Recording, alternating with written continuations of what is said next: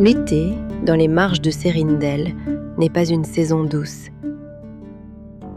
C'est un court règne de lumière, un sursis accordé à la terre avant que le froid ne reprenne ses droits. La forêt y respire autrement. Elle ne s'étire pas, elle veille. Les hauts tramures filtrent le soleil en une pluie verte, et chaque clairière ressemble à une chambre secrète, à peine ouverte sur le ciel. Au nord, les dents de Vaël dressent leurs cimes blanches comme des dents de pierre. Même en été, la neige y tient, accrochée au creux, obstinée. Quand le vent descend des crêtes, il apporte une fraîcheur nette, un parfum de roche et de glace. Dans le piémont des brumes, la vie est plus dense.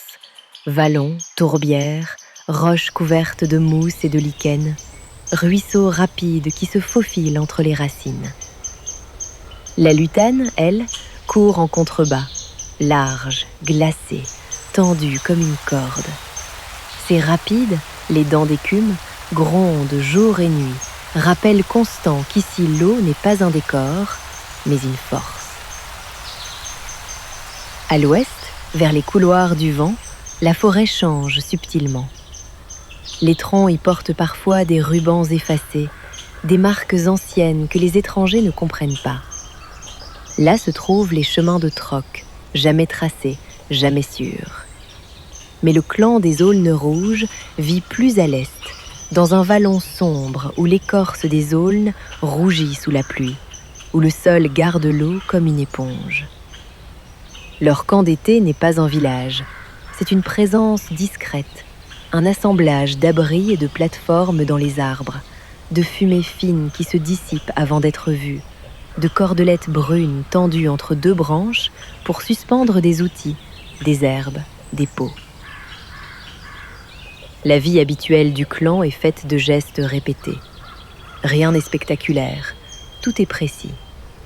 Au matin, les premières voix sont basses. On se parle en morceaux de phrases, en signes du menton, en regards. Les plus jeunes apprennent à marcher sans casser de branches, à poser le pied sur la mousse plutôt que sur les feuilles sèches. Les guérisseuses vérifient les réserves de résine et les baumes, trient les plantes cueillies la veille, goûtent l'amertume d'une écorce comme on goûte la pluie. Les hommes et les femmes partent ensemble ou séparément, selon ce qu'il faut faire. Relever des pièges, repérer les traces de cerf, vérifier que la tourbière des lunes n'a pas englouti un sentier, surveiller le gué des chênes, entretenir le vieux pont de Racine. Dans l'après-midi, on travaille plus en silence encore. On fume la viande sur des feux très maîtrisés. On répare les arcs, on redresse des flèches, on polit des pointes d'os noircis, on aiguise un éclat d'obsidienne jusqu'à ce qu'il soit presque trop beau pour être une arme. Les anciens racontent parfois une histoire, mais jamais pour occuper. Une histoire sert à transmettre un détail, une règle, une prudence. Ici, les récits sont des outils. Et puis, il y a l'ombre des montagnes. Même l'été, on ne parle pas du ravin des Hurlans. On le contourne. On enseigne aux enfants que certains endroits appartiennent à autre chose qu'aux humains. Ce n'est pas de la peur, c'est une limite. On respecte les veilleurs, on n'essaie pas de les provoquer. Dans cette vie réglée, un nom circule peu, mais il circule quand même. Isaëlla. On la voit rarement là où on l'attend. Elle entre petite, fine, vive, des cheveux roux qui prennent des reflets presque cuivrés au soleil filtré. Ses yeux, vert émeraude, semblent toujours déjà ailleurs, à mesurer une distance, un angle, une trajectoire. Elle parle peu, pas par froideur, par économie. Chez les aulnes rouges, c'est une qualité. Mais chez elle, c'est encore autre chose, une sorte d'élan contenu. Quand on la cherche pour la cueillette, elle n'est pas au panier. Quand on l'appelle pour trier les herbes, elle a déjà disparu. On sait où elle va. Le sentier des pas muets traverse le vallon comme une cicatrice douce. Là, le sol est souple, le sous-bois épais, parfait pour l'archerie. Isaëlla s'y tient parfois des heures. Elle a un arc court, nerveux, fait pour tirer vite entre les troncs. Elle ne tire pas fort, elle tire juste. Sa main bouge comme une chose habituée.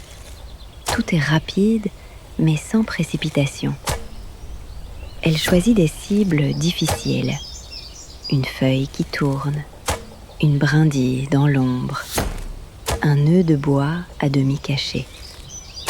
Et quand la flèche part, on n'entend presque rien, seulement un souffle, puis un choc sec dans l'écorce. Elle récupère ses traits sans abîmer la forêt, comme on lui a appris. Elle ne laisse pas de traces inutiles. Ce jour-là, pourtant, son entraînement a quelque chose d'impatient, comme si la lumière de l'été était trop vive, comme si l'air portait un message qu'elle était seule à entendre. Quand enfin elle range ses flèches, elle ne retourne pas vers le camp. Elle prend la direction du lac Miroir. Le chemin change en approchant. Les oiseaux se font plus rares. Le vent cesse d'un coup, comme s'il s'arrêtait au bord d'un seuil. La végétation est plus sombre, plus humide. La lumière devient pâle. Et puis la brume apparaît, lente, sans raison visible. Une fine vapeur qui s'accroche aux racines, glisse entre les troncs, monte à hauteur de genoux, puis de poitrine. On appelle ce bord du lac le fil de brume. On y marche au son, pas à la vue. Isaëlla avance pourtant sans hésiter. Ses pas sont légers, sa posture tendue comme une corde prête à vibrer. Elle connaît les repères invisibles.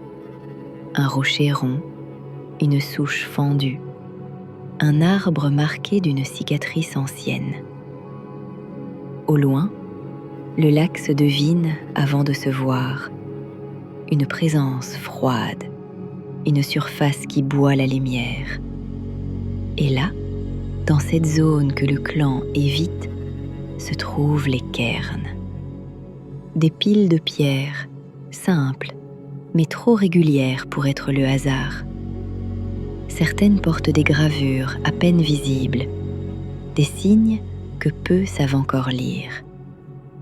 Isaëlla s'arrête un instant. Elle respire, puis elle reprend.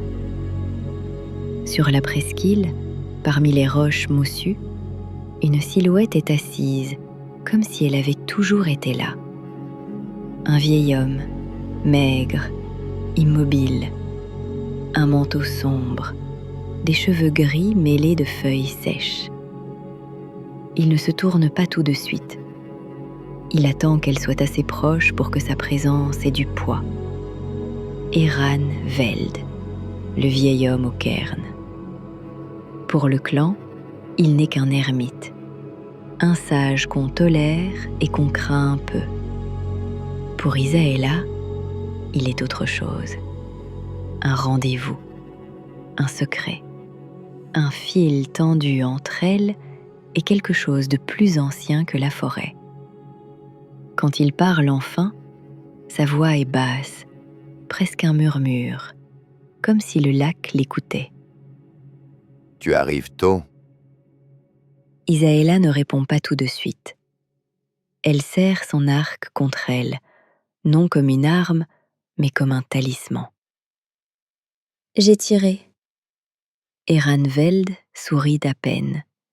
Pas un sourire de joie, un sourire de confirmation. Je sais.